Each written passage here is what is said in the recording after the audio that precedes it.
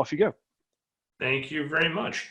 Welcome to Deep Inside Azure SQL High Availability. If you're not familiar, Azure SQL is the new broad marketing term for SQL Server and Azure SQL Database and Azure SQL Managed Instance. We'll talk a little bit about Azure SQL Managed Instance and Azure SQL Database at the end of this, because it's really cool what Microsoft is doing to provide high availability for these platforms. But the key focus and where we're going to be demoing is on Windows and SQL Server. Yes, SQL Server exists on Linux. If you're unfortunate enough to have to build a cluster or availability group on Linux, you've gotten to experience the joy that is Pacemaker. Well, that's kind of interesting tech. I wanted to focus on what I think most of you and what I see mostly in the field are using, which is Windows Server failover clustering with always-on availability groups. And we're going to kind of take a deep dive inside of that technology. We're going to talk about how it works, how it interacts with Windows Server failover clustering, some of the complexities of the process, and how we build those solutions. I'm Joey D'Antoni, you're at 8KB, and this is June 17th. So why did I choose this topic? It's something I had been really interested in, and I've gotten to work on really since the beginning. Back when I had my last actual DBA job was when SQL Server 2012 was being developed, and I was working at Comcast. And we ripped out and replaced a lot of our failover cluster instance environment as SQL 2012 came out and switched to an availability group topology. We got a lot more flexibility that way. But there were a lot of problems along the way, and I've run into a lot of problems with customers, and these things are really tricky to troubleshoot. There's a complex intersection of networking, clustering, and database functionality with availability groups. And how can I best explain that? Well, I'll tell you about the demo system we're going to be working on, and what I really wanted to build for this. So we have 3 nodes running on a VMware cluster in our DC-AC data center in Los Angeles. It's not actually our data center, but it's a colo. What I wanted to do is extend that out to Azure, and I got that all working, and I got my Azure node added to my cluster. We've got a permanent VPN in place to Azure, but I couldn't get the Azure node to come online in the availability group. Clustering work, file transfer work, there's some hidden networking problem somewhere that's not surfacing itself in any other way that was preventing me from getting the AG online. I've been working with this solution for 10 years. I've got a lot of networking experience. I couldn't get it to work. So those are some problems that can happen, and networks are tricky, and we'll talk more about that in a second. We'll also talk about troubleshooting and how to best troubleshoot and what the order is, and having a deep understanding of what's going on can help you troubleshoot and give you some headaches. Poor configuration can limit your overall throughput. What I really wanted to showcase was having a synchronous replica at a high rate of latency, but I'll explain how that happens anyway. Worse than that, it can cause you to lose data. So Microsoft calls this feature always on availability groups. It's mostly always on, but if you have poor configuration, you can have major problems, and it can cause more downtime than you would have uptime. Just in case you don't know who I am, and I don't expect that you do, I'm Joey D'Antoni. I'm Principal Consultant at Denny Cherry & Associates Consulting. I'm a Microsoft Data Platform MVP. I've been working with SQL Server since version 7, and I'm old. I started with SQL 2007, that time frame. Been working with this technology for about 20 years. You can find me on Twitter at jdanton. I also blog at joeydantoni.com. All the resources I'm using, all the slides are already on the GitHub site, so they'll be there. There's not a ton of scripts, but I'll talk more about the configuration. So this immaculately drawn slide, because I couldn't get the second curve to draw it pretty, is the environment we're going to be showcasing today. We have 3 VMs, and they're on, I think they're on different hosts. I didn't really pay attention because I'm not trying to protect for availability, and Arjunish really liked my curly line, I could see. We have multiple databases here, but each of these database icons represents an availability group of databases. So I think I have 4 databases, because we're going to do some stuff with HammerDB, and we're going to do some stuff with just smaller databases so we can isolate transactions.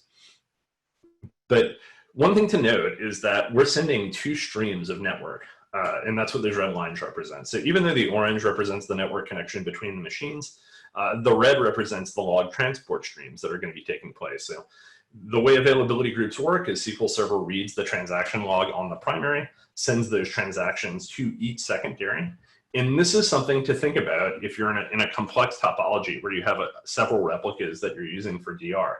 It's not just one network stream you have to think about, it's multiple. By default, if you're in synchronous mode, SQL Server does not use compression on that log transport. It's sent uncompressed. If you're in asynchronous, it's sent uncompressed. And the reason for that is the theory being is that if you have asynchronous, you're sending the data over a greater distance, so the compression would be a benefit. This is all tied in with our good friend Active Directory and a Windows Server failover cluster. So one of the things you need to be concerned about is having the right Active Directory permissions to create a computer object, and then assigning either the permissions to your cluster computer object to create an availability group listener, or assigning pre-staging an AD object. So you have to get AD involved. And to speak to that, also while building this environment, we had some Kerberos problems that are kind of inexplicable to me, but we had to pull out set SPN. Fortunately, I'm domain admin in the DCAC environment, and we could kind of easily do that. So availability groups are complicated. Software applications are written with little error handling on network applications frequently. Availability groups are a little bit better about this, but what we do when we build an availability group is we move from a standalone system into a distributed systems topology. As I mentioned, Kerberos is always lurking. And I kind of have some tenets here on the left-hand side that we know are always true. The network's always reliable. We always have enough bandwidth. Topology never changes. You never have to move a data center or anything like that. No, none of that happens. It's free to send stuff over the network. So WAN costs are also free, and we always have the same network and environment. If you don't know, and I have the asterisk there, these are what are known as the fallacies of distributed computing. This is about a 20-year-old system, guidance from some folks that worked with Sun. And it's still all true. I will say there are some exceptions for this a little, in that if you're in the cloud, things get a lot more homologous, but it's complicated. So when you're trying to go from on-prem to the cloud or on-prem to another on-prem environment and you're dealing with multiple colos, network connectivity can be kind of super important and at the same time fragile. So it's really important before you even think about implementing a distributed an availability group that's distributed across sites. We're not going to talk too much about distributed availability groups, but that's a same kind of technology. This technology is very much dependent on having a constant network stream. So if you don't have good, robust networking in place, don't try to implement this between two sites. It's going to be heartache. Just use log shipping. Actually, that should be the secondary title of this presentation. Just use log shipping. It's much easier. So just to show, this is what I really wanted to build. We had the 3 nodes in LA, and I really, really wanted to get Bombay, which is South India, SQL HA online. And we got as far as adding it to the cluster. SQL Server came online. I could copy backups there. I could do everything. The AG just wouldn't come online, and I will investigate. I think it's something deep in Azure networking that I haven't been able to isolate, but that's where we are. So let's dive in. All right. The first topic I want to talk about, and I'd like to credit Alan Hurt, my good friend, for a lot of my knowledge on this topic, is failover clustering and availability groups.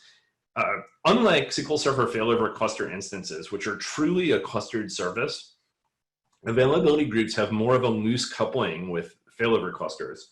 At the same time, it's tightly integrated. So why do I say that? With failover cluster instances, you use Failover Cluster Manager or cluster.exe to manage your cluster resources.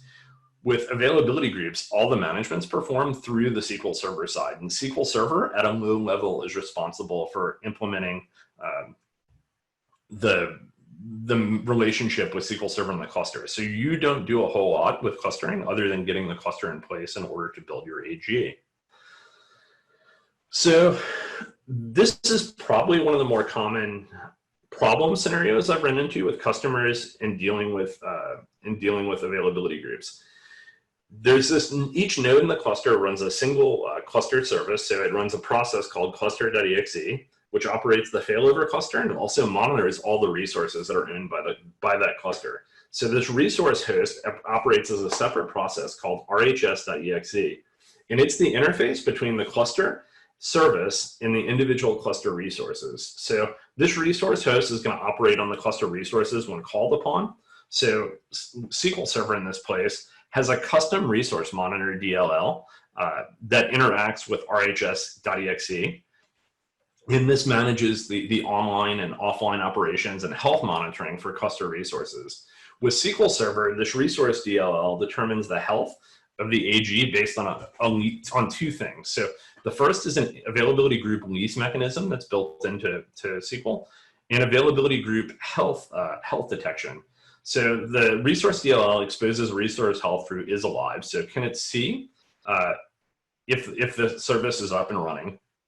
And on the primary node, the cluster service would initiate failovers by whenever that is alive call would fail, and then it would go back to the resource DLL and initiate a failover. So if SQL's down and you have automatic failover in place, the failover will automatically happen, and that's managed by the combination of RHS.exe and that resource DLL. The cluster service also sends heartbeats to other nodes in the cluster and acknowledges that it received heartbeats.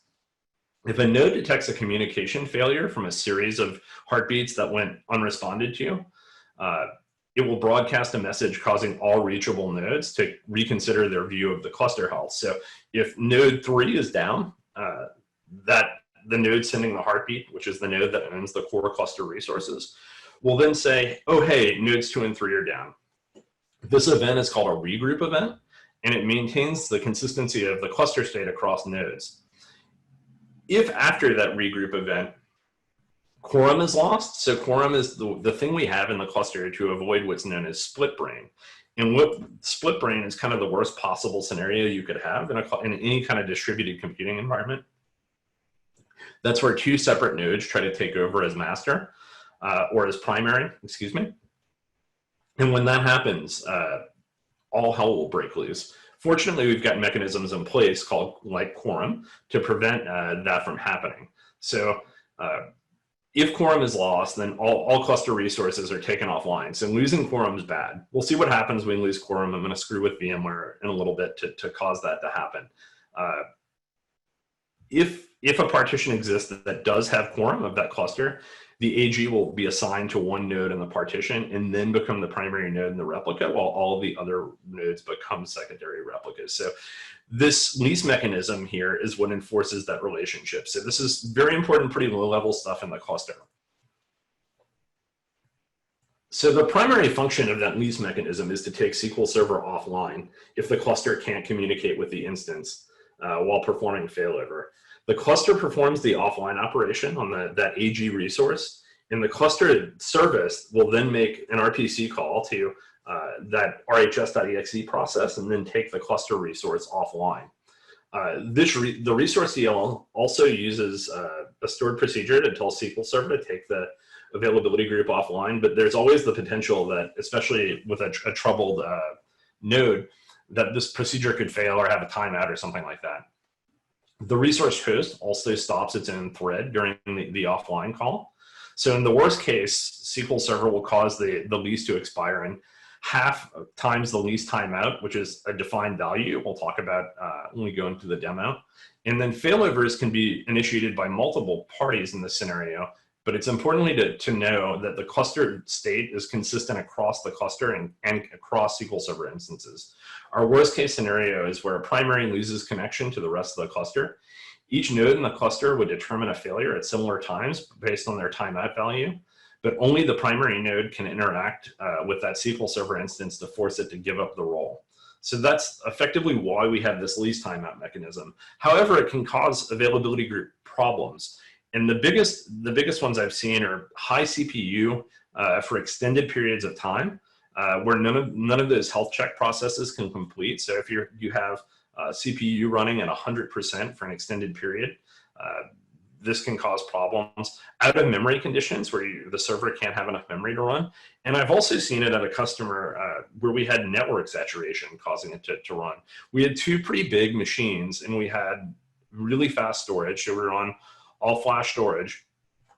And we only had at the time a 1 gig network between the machines, which I didn't realize because it was a colo and I didn't see the environment.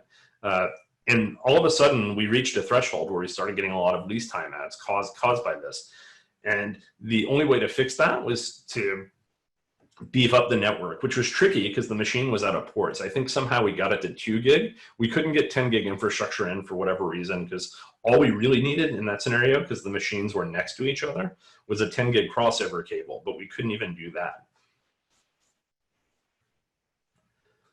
So we have failover levels in SQL Server, and this is kind of an important thing to note. You can set this in SQL, but you probably shouldn't. That resource DLL of the availability group performs the health check of the primary by calling this stored procedure called SP Server Diagnostics against the instance that's hosting the primary. It runs at an interval that's 1/3 of the health check timeout threshold for the AG, and the default is going to be 30 seconds for that. So that means this is going to run every 10 seconds.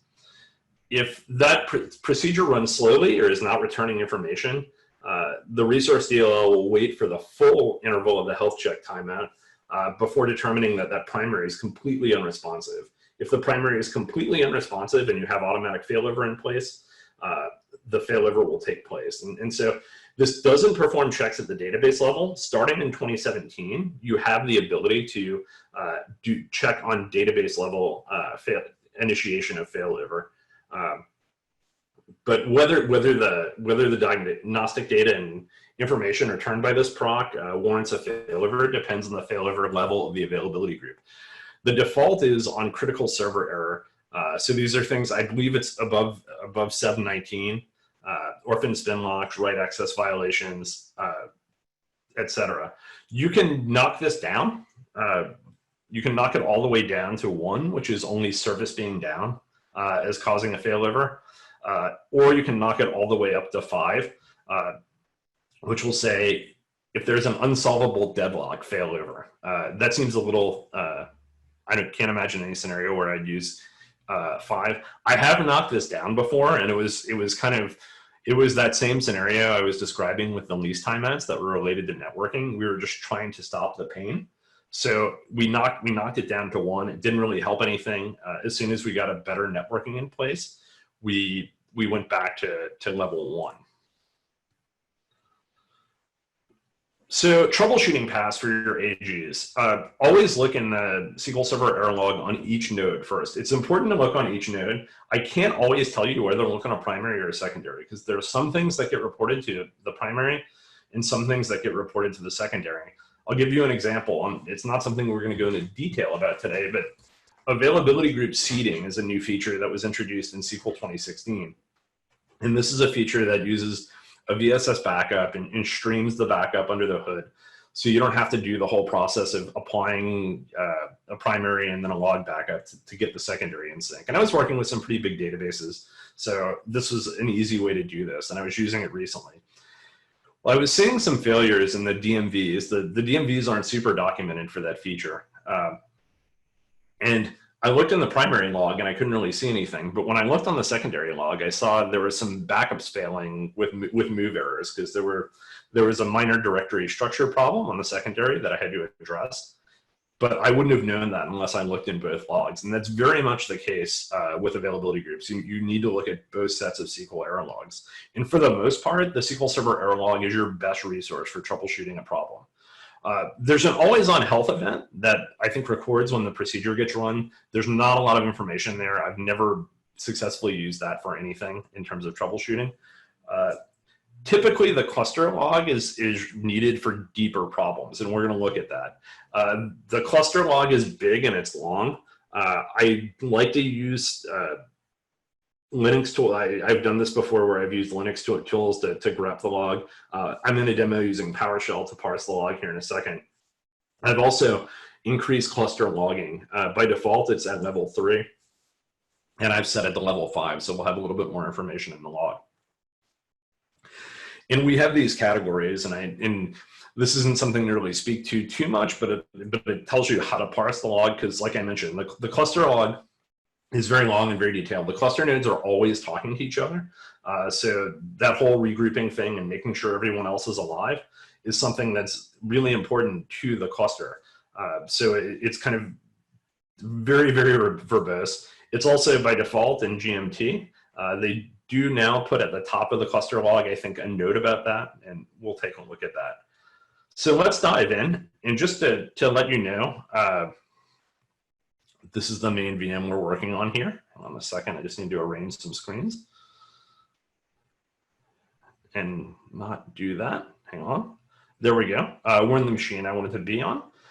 And so the first thing we're going to look at, I'll zoom in a second as soon as I get Failover Cluster Manager up, is Failover Cluster Manager. So let me zoom in. And like I mentioned earlier, this is a 3-node cluster running in our colo, and we can get there by looking at nodes. My mouse is a little drunk and zoom in. Sorry about that. So here, if I click on nodes, I can see I have 3 nodes. They all currently have an assigned vote. One thing that's really important to understand related to Quorum and your cluster staying up is voting. Starting with Windows Server 2012, we have what's known as dynamic voting, which means if my availability group node 3 node goes down gracefully, which means I shut it down and it can go down cleanly, it will then lose its vote. Which means I need to have, right now, the way this is set up, I have node majority configured. I should probably have node majority in a disk, but I don't have that in place right now. Since it goes down gracefully, I can still lose another node. And if node 2 goes down gracefully, I can lose another node. The only way you can lose Quorum with dynamic voting is if a number of your nodes all go down at once ungracefully. And what do we mean by ungracefully? That means if we pull the plug, or as I'm going to do later at the end of this presentation, because it's going to break everything, if we go into VMware and we power off the nodes, that will do the same thing as somebody pulling the plug. Generally speaking, this graceful failover handling makes it pretty rare that we have Quorum failures now. You can turn off dynamic voting, but don't ever do that. It's only something you would want to do in a demo. I got yelled at by somebody on the clustering team for demoing it because I was teaching clustering, and we had a customer who had an older version of Windows that didn't have it. Okay, I'm lost in my own zoom in screen here, so we're gonna get back to Failover Cluster Manager.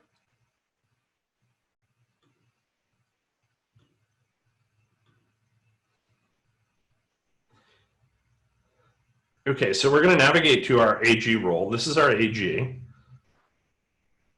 And by the way, this is running on Windows Server 2019. The screens here look a little bit different. So I can see it's running. It has a medium priority. This is all created by SQL Server. I didn't define the priority. I see I have an IP address associated with this. It's 172.30.4.113. So if I navigate to this resource tab on the bottom, and then I right-click on my AG resource. This is the actual resource for the AG. By the way, if you've got experience working with failover clusters, you might remember that you manage them through here. Don't do that. Don't do that with SQL Server. Perform your failovers through Management Studio, PowerShell, whichever SQL thing you would like to do.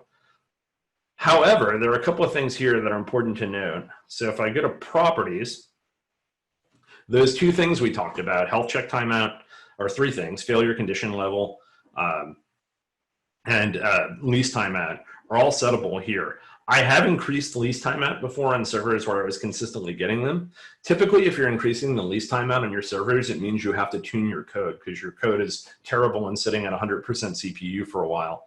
But it is something to be aware of that you can adjust that here. You shouldn't adjust failover condition level. That's something that should be done through SQL Server. So I'll zoom back out because I think I have my fonts big enough in PowerShell.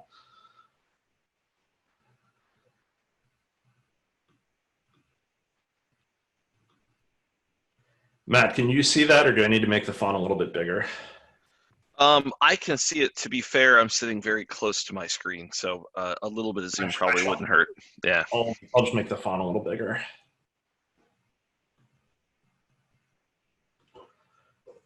So you don't get the cluster log by going into Failover Cluster Manager. It's a little bit different than that. So there's this command called get cluster log,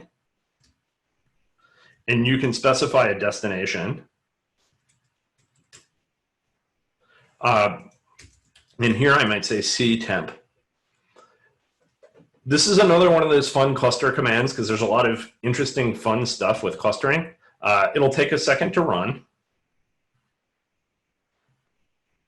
And it's going to pull the log from each of our nodes. Node 1, I think, is it's my AG primary right now, but I think it's my cluster primary as well. So node 1's log is likely to be a little bit bigger. I have verbose logging turned on, so this log's also going to be relatively big. So there I can see we have these files in place. And you can see by the size of them that node 1 has a bigger log than the other 3.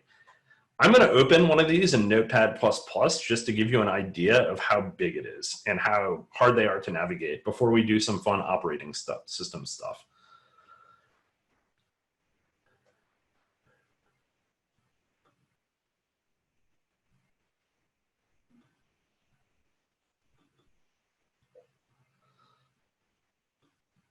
So there's a lot of stuff in this log. Let's just zoom in and kind of. So we see that UTC equals local time plus time zone offset. With daylight savings, the time zone offset of this machine is 7 hours. The logs are generated in UTC. So if you don't use the get cluster log use local time option, they will be generated in real time. Here I can see my node information, my cluster operating system version. I can see my quorum configuration where everybody's got a vote.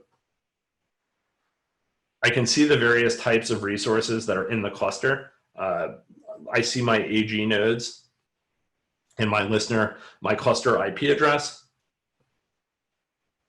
and my ownership. So there's a lot of information here. This first bit is just informational. This is all the information that's about the cluster. And if I scroll down, I start to get into events. And you can see there are a lot of events.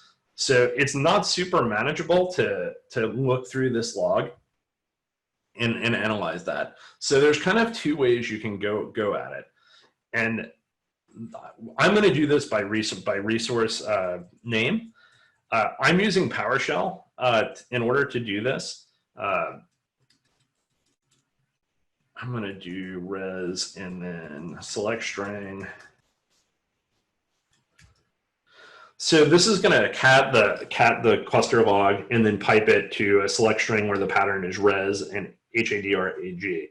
This should give us information about SQL Server availability group operations, and then I'm going to pipe it to a more so we don't get overwhelmed.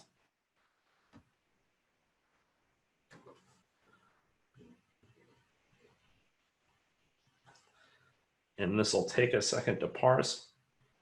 And here I can see query processing health. I've bounced this node a few times this morning.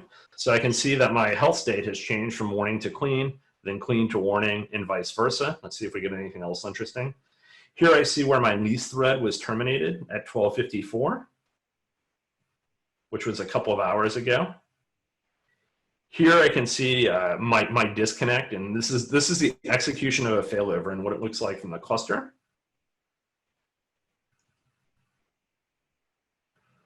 And here I see my iOS, I see things coming back online. My states are coming back to clean.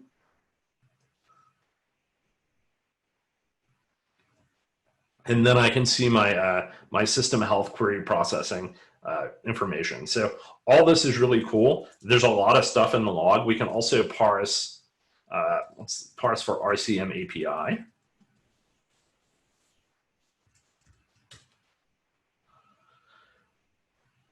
These are also control events that are taking place in the cluster. This is SQL Server sending stuff to Azure. As you can see, this is really detailed information. It's pretty rare that you will have to use it. Typically, when you're going to go here is when you're using when you're doing a failover or you've had a failover that's unexpected, and there's nothing in the SQL Server log that's telling you what the hell happened. So you don't understand why a failover happened, or maybe you saw one like lease timeout message in the error log in SQL, and you want to better understand what's going on. That's when you go to the cluster log. As far as I know, no one has built a good cluster log parsing utility. I like to use, I'm kind of an old school Linux sysadmin, so I really like to use Linux commands in order to do that. But I also have used like PowerShell, like I just did. So, okay, let's dive in a little bit more into our availability group and how we can monitor them. So as I mentioned, system health is kind of useless. However, there are a bunch of extended event areas that we can go to where we can get a lot of information about our availability group. So here I'm just going to do a demo. Let me zoom in.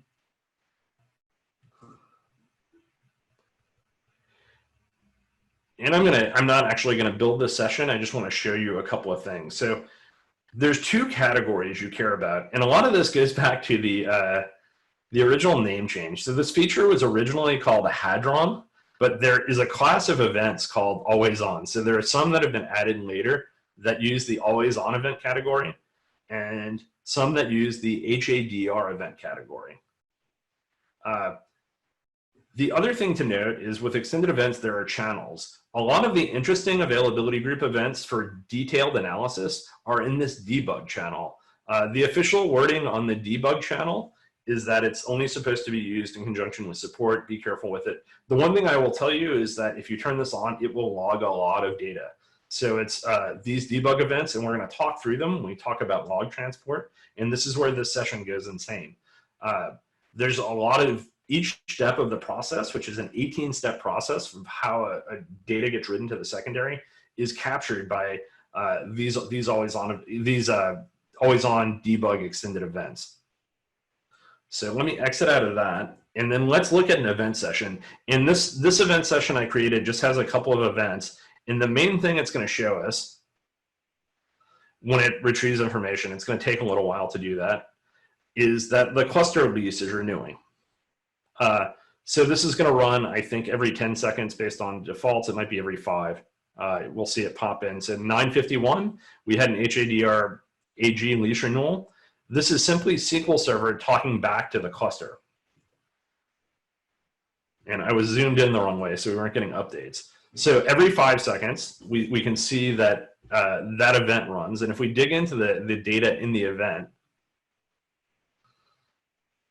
we just see the event, the new timeout value, and we see that the renew succeeded. So Matt, do we have any questions so far? We do. We actually have 5. So what I'll do, I'll run through those briefly, and if you want to defer some to the end or a blog post, that'll work. Actually, we have 6 now. So the first one we got is, did you ever see the I/O throttling as the cause of lease timeouts on Azure? I/O throttling is the cause of lease timeouts on Azure. I have not. That's a potential, but generally speaking, the I/O throttling in Azure kicks in before I've had lease timeouts. I literally just built an AG a couple weeks ago where we're getting really bad I/O throttling because we went a little too cheap on the VM size, and we haven't had any lease timeouts, but man, the I/O sucks. So we actually upgraded the size of the VM. Okay. Next one we got, the failover level slide. What's the default value for that? Default is 3. Pretty much never change it. That's one of those things I would probably only change under the instructions of support. Fair enough. Next one we have is, what's your opinion of the failover detection utility that Microsoft gives us? I think it's okay. It does a pretty good job of collecting data and analyzing. I still just, it's fun. Once you get comfortable parsing the query log or the cluster log and get some tools in place around how you can parse that, which is effectively grep and maybe awk for those of you who are Linux types, or their PowerShell equivalents. By the way, I did have to learn select string this morning. I didn't know that. I'm sure Anthony's laughing. that to me, that's an easier way to get what you need, especially if you know the time frame where the failure happened. I am going to show a tool from Microsoft later though that I think is really cool about latency. Okay. Let's see. We've got the next one we have is somebody wanted to know what the issue is or what the problem is failing over an AG or kicking that off using Failover Cluster Manager. SQL Server is unaware, so it's a hard failure, and you will likely have data loss. I can speak from personal experience that that can happen. Ask me how I know. I've also seen it where the AG will come up in like a very inconsistent state after that, Yeah. and you have to kind of piece it back together from the SQL side. Yeah, fun to do for like a demo or a lab. Not so much fun for real. Do you want to take a couple more now, or do you want to hold those? Yeah, I can take 2 more now. Okay. This is kind of a two-parter. The 3 nodes you mentioned in the demo. The question is, what if one of your nodes is in a different data center and the link fails? Does that change quorum vote options, i.e., move off default? Yeah. So if the link fails, you're kind of in trouble because you can't kill that vote. It's very common practice, and I probably should have mentioned this too, if you're in that scenario and you have a DR node in a second data center, to make it non-voting because you don't want it to impact your high availability. The better solution that I would say is to run distributed availability groups, but this is enterprise only in 2016 and higher, which would let you and it's complex to set up and there's a bunch of things, and that's why I'm not talking about it too much, but you would in that case have a cluster in each data center. It's actually what Microsoft does for Azure SQL Database, which we'll talk about later. Okay, we're still getting a few more in, so I'm going to toss one more your way, and then we'll hold some till after the next demo. So the last question, I guess, for here is, what do you not like about the always-on health event session? Is it missing data that can be seen other places? Yeah, it just doesn't have a lot of data. There's nothing particularly wrong with it. It just doesn't have the level of data you would need to like troubleshoot the way the cluster log would. That's effectively the only problem. There's nothing inherently wrong with it. It just doesn't collect a lot, which I think is on purpose because it's running all the time and they want it to be lightweight. Right, right. Yeah, so we have, I'd say probably 5 or 6 left. So just toss it back over to me when you want to handle those. Sounds good. I'll go through the demo and then because I need to talk about Azure too. Understanding log transport, this is really the key mechanism that we have for data protection. So at a grossly simplistic level, the transactions get read from the transaction log on the primary. And I don't think this bullet point makes any sense. So I'll just say what I meant to say. When you write to the primary, if you're in synchronous mode, that your transaction on the primary is not committed till it reaches and is hardened on the transaction log on the secondary. That means it's got to go through the log buffer, which we will have a beautiful detailed slide that I borrowed from Microsoft that walks through the whole process on the next slide. This can obviously cause increased latency on the primary replica. It's also going to kind of work as a resource governor. So there's a couple of things here to keep in mind. Your latency can be affected by network bandwidth. So as I mentioned before, a 1 gig network will not suffice to move all the traffic, especially if you have good storage underneath you. Having poor IO or inconsistent IO subsystem performance can also cause problems. If you're on a version older than SQL Server 2016, there are some pretty major limitations in the overall availability group throughput. So the feature and process got completely rewritten in 2016 to do a number of things. But one of the things that the problem was people were moving to faster storage, like Pure, thanks Argenis, you owe me $20, and other all-flash arrays like that. So that the software itself couldn't keep up with the speed of the I/O. And I think prior to SQL Server 2016, and these are all kind of unofficial numbers that I've seen in testing, you could get up to about 100 meg, maybe 150 meg per second. Throughput. Now you can get up to about, I've seen 250, I've seen close to 400 on a couple of systems. And there's just a lot of variability in how this can affect it, which is why I mentioned sunspots. So what does this process look like? This is pretty complicated, and this is a really cool slide because it walks through the whole process. We begin a transaction. and we have we complete the transaction. Oh, on the primary, it gets written to the log cache. The log cache is a small circular buffer that then flushes that transaction to the log on the primary. We get a log flush complete message. Then we get the log flush to the log block pushed to the log pool. And then that log is captured and then sent to effectively a queue called HADR messages that gets sent across the network to our secondary, where it's then received and then applied into the log cache and then flushed into the transaction log. And then finally, the transaction commit is acknowledged. That commit is then sent back through both of those messaging queues. And each of these things has an extended event, as you can see, that are associated with them. And it's then finally sent back, and then that transaction is committed. And all of this happens in milliseconds. If you're doing it right. If you're doing it wrong, it can be really ugly. But this is the process. The other part of this process to pay attention to is, so I'm going to mouse over here. Remember, the transaction is sent to the log, and that's when the transaction is acknowledged committed, when it makes it into the log. It is not, however, in the data files. It gets played back using redo threads and redo pages into the data files. If you're on SQL Server 2016 or higher, this process is parallel for the first 7 databases in your availability group, as determined by database ID value. So effectively, if you had databases 7 through 20 in sys databases, databases 7 through 14 would have parallel redo. Databases greater than 14 would not. This was used to protect from thread starvation. That's a place you can get in trouble when you have a lot of databases in an availability group, and that can be, or availability groups on a server at the same time. That's something to be aware of. But what that means is, especially if you're using this as readable secondaries, even though they're transactionally consistent, and if you were to bring the database back online, you would, the transaction log would recover, and all the standard crash recovery things we've grown to know and love in SQL Server would take place.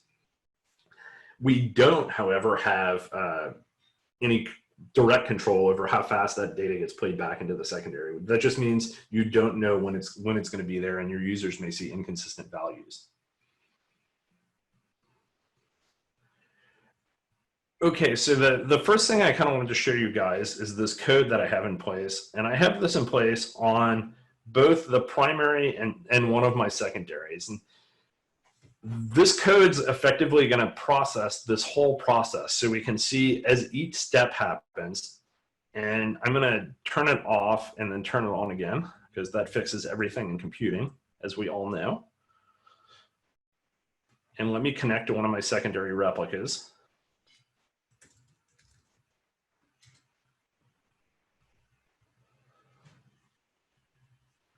It would help if I used the right server name. Never type in a demo.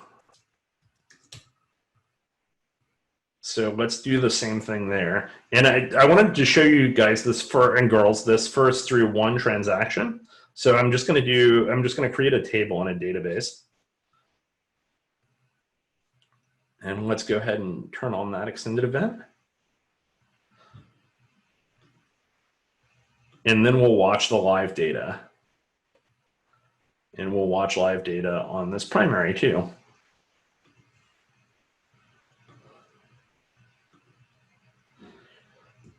And so I didn't save this query to the GitHub repo because I figured you could recreate it yourselves.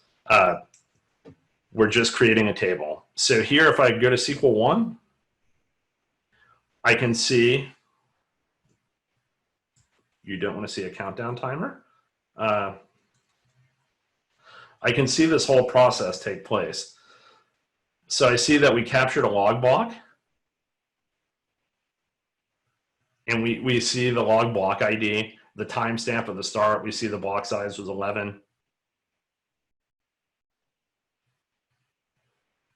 The block was flushed to the log pool. The messaging queue captures that log block. It then compresses it. So we see the compression take place.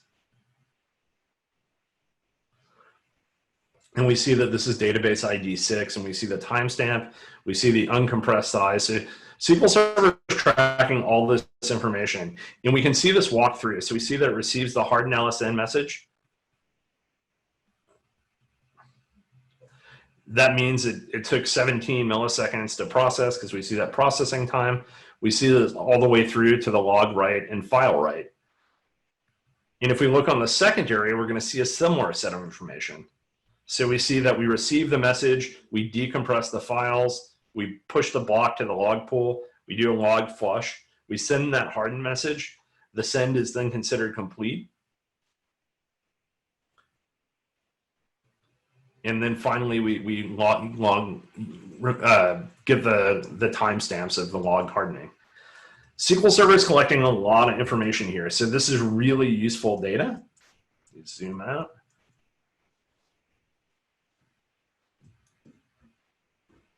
Sorry, I'm lost in my zooming.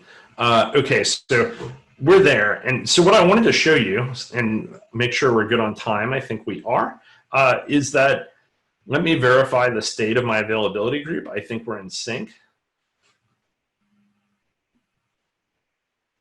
No, I don't want to failover. That would be bad. I wanted properties there. So we have two replicas that are in synchronous commit with automatic failover. So effectively, that means this AG is in synchronous commit. So let's go ahead and start up HammerDB. And by the way, in lots of work with throughput testing, the best way I've come up to stress test an availability group configuration is to use HammerDB to build really big warehouses, because it's all insert activity. It's not very real world, but it will show you the max throughput. So here I'm going to have 10 users create a TPCC schema in a local database that's part of my availability group called HammerDB. And we'll watch the transaction counter come up. And I should probably stop these extended event sessions because they're going to be really expensive.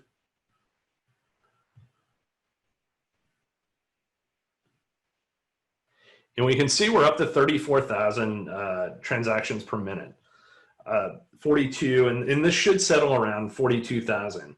We're running in synchronous, so remember every transaction that happens has to get propagated out to both of those logs. So that's a big challenge there. We're settling at about right under 50,000. So what I'm going to do is flip these, and we can do this on the fly. This doesn't take any downtime. We're going to flip the asynchronous, which means we're not worried about writing to the second or committing to the secondary log anyway. We're kind of spraying and praying. Oh, I have to run these in different order. Hang on.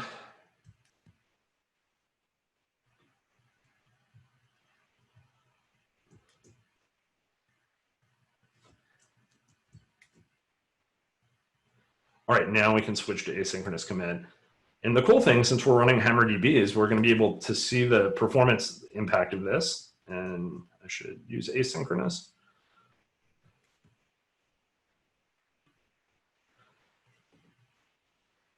We can see our performance is going to steadily pipe up. It'll take a few seconds to update. We see we get this big jump where it goes up to 58, and it will probably escalate a little bit more. And the reason for that is just that. It's the latency that is incurred by having to write to the secondary.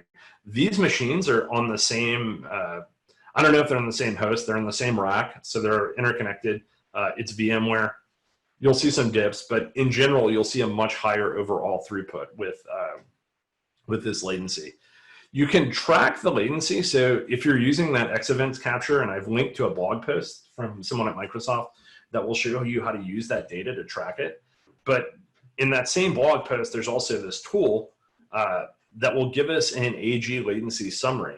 So here, if we zoom in, we can see where most of our latency was taking place, and it was on the primary commit and the secondary processing. So we can see our secondary receive was extremely low, because as you would expect. And we see the remote harden was the other piece, and that's where it's hardening to the secondary. But we can dive in and get detailed data. So we can see the statistics from the primary.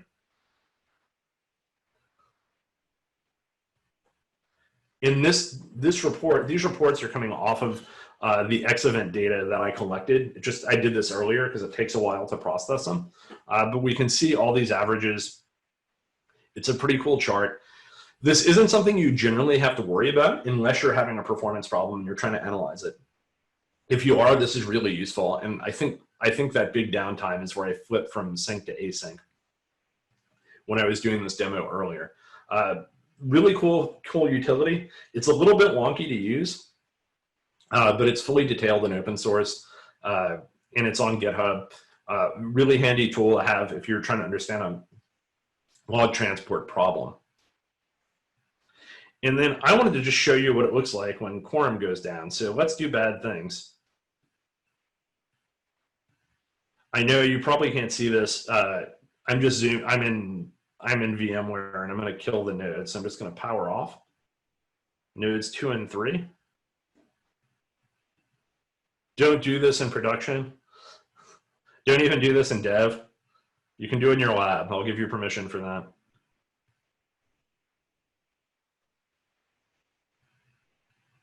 Just to let you know, while this runs, you've got about 10 minutes left.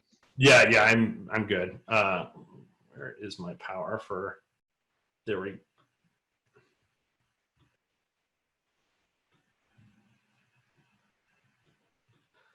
So the thing I'm doing here that's so bad is by powering these nodes off, they just go away. They're not going to be able to communicate back to the cluster that, hey, I'm going away, peace out. So if I go back to Failover Cluster Manager,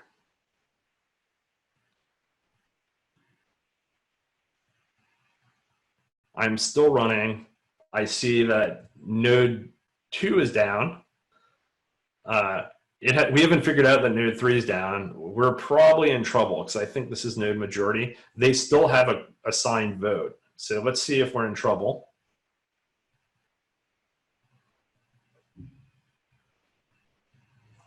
We're still online. I don't know why. Let's see. Let's check quorum settings real quick, just so you can see this. I do see I have a critical cluster error.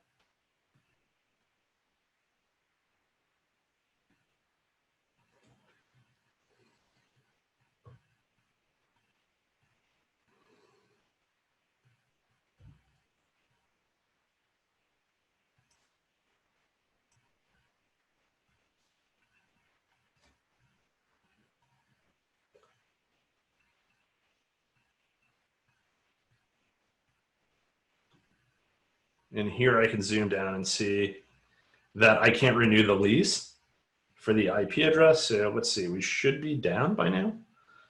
It's hard when you want failure to happen.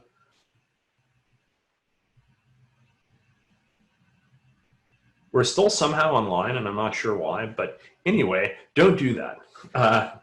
Don't spawn failure. All right, so that was the log transport demo. The final thing I wanted to talk about, because I mentioned it, and I think a lot of people are interested, and it's something Microsoft really used to not talk about. And then about 2 years ago, they published documentation on what they do for high availability in Azure. And this is specific to Azure SQL database, more broadly than VMs or anything like that. I think that kind of high availability story is a little bit better defined. I'm not going to focus too much on the core Azure principles. I'm just going to talk about SQL stuff. HA and D are in Azure PaaS. So we have a term that we use at DCAC that I believe Carrie coined, and it's called Azure Magic, trademark pending. And effectively, this is when Azure does stuff and it just works and you're not 100% sure why. There's a lot of this throughout the platform that a bunch of smart people built, and things just work and they're easy. On the other hand, there's sometimes Azure Magic, like not being able to add that availability group node, where I don't know why it happened and it's not my network, so it's hard for me to see all the packets, even though I get a lot of view.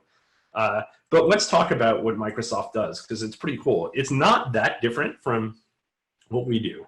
The first thing to understand is that there are two tiers and they do HADR completely differently. So there's business critical, which is on the right with the availability groups. There's also general purpose, which is on the left. If you're on the older versions of the Azure SQL database, premium is on the model that's on the right, and basic and standard are on the left. Having a basic understanding of Azure storage is really helpful to understand how this works on the general purpose side. Azure storage has 3 copies of your data. So whenever you write, there's not RAID per se. It's just that a write is not complete until it's written to 3 copies. So it's effectively RAID. It's just a little bit different than what we would have in an old school storage array where we talk about RAID 5 and stuff. Effectively, you only ever have a primary replica. It's using its local SSD for tempdb, just like you should on your VMs. And then the data is stored directly in Azure Premium Storage. It's actually stored as blob attached storage. So if you look in a standard database, you can look in sysmaster files and you'll see your files and they're HTTP attached, which is actually a feature that's been in SQL Server since 2012. I wonder why it got put there. Effectively, the storage is serving as your high availability. So this is almost like a failover cluster model, instance model, or a container model, where if that compute goes away and there's a failure, the node will come back up on another node. Failover time's a little bit longer because SQL has to come back online, but it's also not very long in my experience. These failures are pretty transient. The other thing to note here, it's just we see the applications connecting to the control ring. When you connect to your database at .database.windows.net, it hits that control ring and then connects to the secondary. The difference is for business critical is that you're connecting to an AG. Everything is stored on that local SSD, nothing stored in remote storage except for your backups.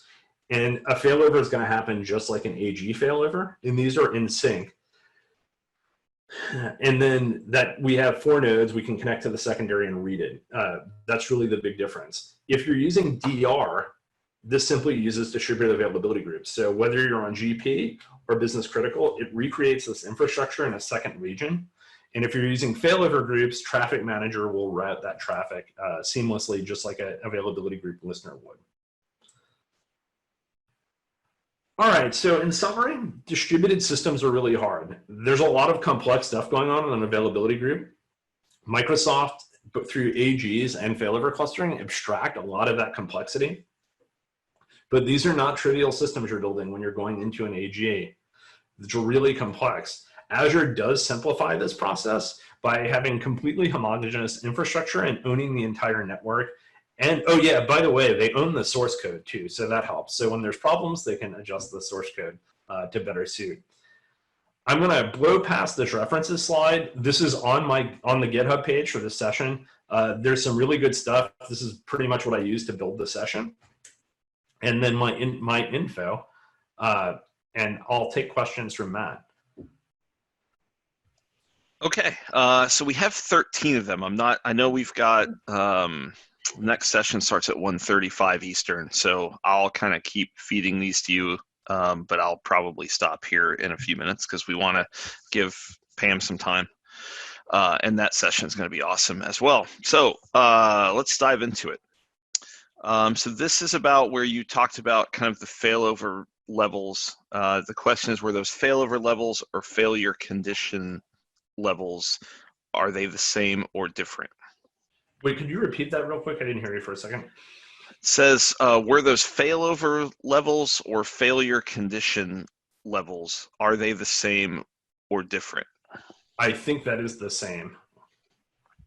If I'm wrong, yell at me. I don't remember I know what you're talking about, but I'm missing if there are 2 terms.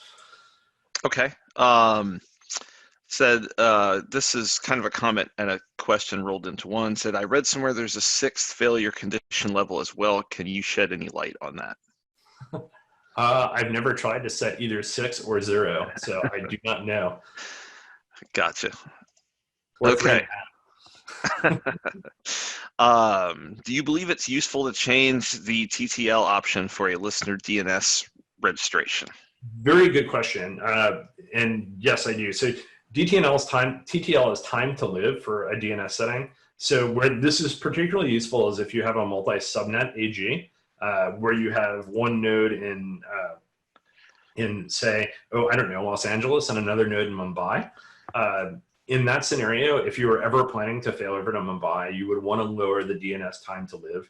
There's also a multi-subnet option, multi-subnet or all IPs register option that SQL Server configures by default, but it kind of depends on how you built your listener if that's in place. That's something you should set. You should also instruct your developers to use the multi-subnet failover equals true option in their connection strings so that both subnets are attempted to connect. Good stuff. This one is pretty broad, so if you want to handle it somewhere else, that's fine, but I'll throw it out there. It says always on with availability zones. Is that a best option? Always. So if you're not familiar, availability zones are this option in Azure where your workloads are just deployed to different Azure regions, or no, excuse me, the same Azure region, but different data centers within those regions. And it's a pretty good option. I've been implementing on my recent implementations. Availability zones aren't available in every Azure region yet, so it's not something you can always have.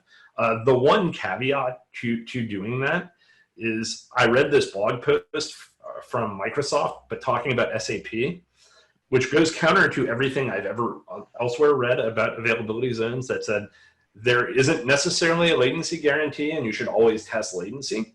The other not really issue, but thing you need to know with availability zones is you have to use a standard load balancer instead of a basic load balancer. And there's some level of cost that's pretty trivial. It's, I think, on the order of $20 or $30 a month for a standard load balancer, where a basic load balancer is free. Okay. I know we're at time now. I'll keep giving you questions until Pam, Andrew, Anthony, or Mark yells at me and tells me to stop. You're all good. You've got 15 minutes before Pam's session is ready to go. So yep, carry on. Yeah, okay. I'm not going to yell at you. It's all good. Okay.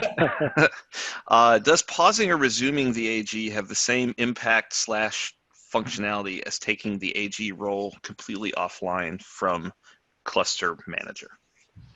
No, that's a good question though. Pausing the AG is something you can do on the secondary, and it will pause log transport to that secondary. Where this really tends to come into play is after you've had a bad failover scenario or a failover with data loss, and the secondaries will come online paused, and you have to resume them. Depending on the nature of your data loss, you may have to reseed them. Failover with data loss is bad in a lot of ways, not just because you lose data. Recovering from it's really quite challenging as well. Taking the node offline in the AG would stop transport, but it would stop transport on every database in the AG too at that point. Yeah. This anonymous person is asking, how do we check if SQL Server is doing parallel redo or not? Good question. I believe it's logged in the SQL Server error log, because it is something you can turn off with trace flag. There were some bugs around performance with parallel redo very early in 2016 that mostly have been fixed. I think it's somewhere in the DMVs. I don't recall exactly which one, but it's one of the availability group DMVs that I believe shows it. But it's logged to if it's enabled at all, I think it's logged to the SQL Server error log, and you would see that on the secondary. Okay, let me work my way through a couple more of these. Are there any tools that can simulate network latency or packet loss in a VMware/lab environment? Yes, both VMware Fusion has it, and I know ESX has it, where you can reduce the network throughput to an individual NIC on a VM. I didn't do that for this because I was intending on having a remote secondary that I didn't have. But it's good because we're short on time anyway. Yeah, so that's controllable. That's a good way to simulate lag. Generally speaking, lag's okay if you're async. If you're asking questions about lag and you're talking about synchronous, you probably don't want to use synchronous replication. Yeah. So here's a nice lightweight one. How do you handle flow control gateways? Is there any way to determine how many messages a transaction will need? That is a nice lightweight question. That will probably become a blog post. I don't know off the top of my head. I'd have to do some research on that. Okay. Let's see, and I will send all of these to you because we still have some coming in, so we're definitely not going to get through all these. Here's one. Is there a way to increase the redo rate on a secondary replica? If data is generated on the primary at a higher rate than it can be redone on the secondary, then there's latency. Do we have control over the rate or speed at which logs are redone on the secondary? Buy faster CPUs and storage, and more of them. Just like racing, if you want things to go faster, spend much more money. Yeah, and it's always just like in racing. It's not just a little bit more money; it's exponentially more money. Yes, yeah. Let's see. When using read scale out, there's a small latency from a write to the primary node until the change is available to query on one of the secondaries. Do you have any numbers from customers on this latency? That's pretty open-ended. Yeah, I mean, it's really kind of back to that last question. It's really going to depend on your hardware on the secondary, to an extent your network, because it depends if you're sync and async. I'm going to give what Jonathan Cahias always says, replication's honestly a better solution for read scale out than, and I curse myself for saying that because I really don't like replication, but it's a better solution for read scale out than availability groups are, especially if you're looking for that near real-time reporting. Most of the folks I know that have done that have been a little bit disappointed with, who need not that use the secondary. I have a couple of customers that use readable secondaries extensively, and they're fine with it. Like, we kind of built a scale-out data warehouse at a customer doing that, but it's kind of a traditional data warehouse with kind of standard ETL processes. The data is not changing in real time always. Yeah.